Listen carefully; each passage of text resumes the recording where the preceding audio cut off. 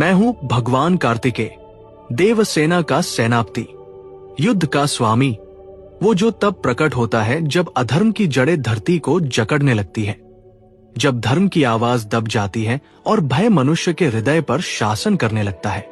मैं उस भय को भस्म करने आया हूं। मेरा जन्म कोई साधारण घटना नहीं थी।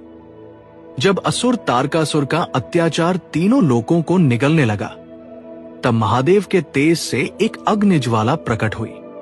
उस दिव्य तेज को अग्निदेव ने धारण किया और मां गंगा ने उसे अपनी गोद में ठंडक दी।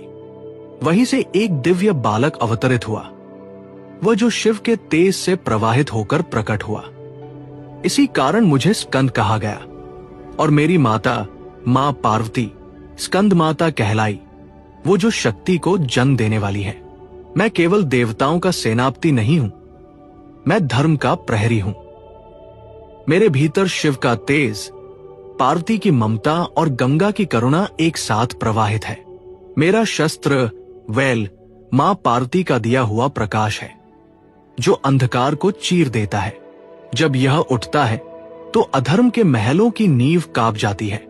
मेरा वाहन मयूर है, जो अहंकार पर विजय का प्रतीक है, क्योंकि सच्चा योद्धा वह नहीं जो दूसरों को हराए, बल्कि वह जो अपने भीतर के भय, क्रोध और अहंकार को जीत ले। मैं युद्ध का स्वामी इसलिए कहलाता हूं क्योंकि मैं हर उस युद्ध का प्रतिनिधि हूं जो धर्म और अधर्म के बीच लड़ा जाता है, भीतर भी और बाहर भी। जब भी कोई आत्मा सत्य के लिए खड़ी होती है, जब भी कोई व्यक्ति अन्याय के सामने मौन तोड़ता है, वहां मैं प्रकट होता हूं। मैं वही शक्ति हूं जो तुम्हारे भीतर सोई है। जब तुम सत्य की राह चुनते हो, मैं तुम्हारे साथ खड़ा होता हूं। याद रखो, युद्ध केवल शस्त्रों से नहीं, संकल्प से जीता जाता है। धर्म की रक्षा सिर्फ देवताओं का नहीं, हर जागृत आत्मा का कर्तव्य है। उठो, अपने भीतर के सेनापति को पहचानो, अपने भय को हराओ, क्योंकि जब तुम सत्य के लिए खड़े होते हो, तब मैं तुम्हारे स्वर में बोलता हूं। मैं हूं भगवान कार्तिकेय, वह ज्योति जो शिव के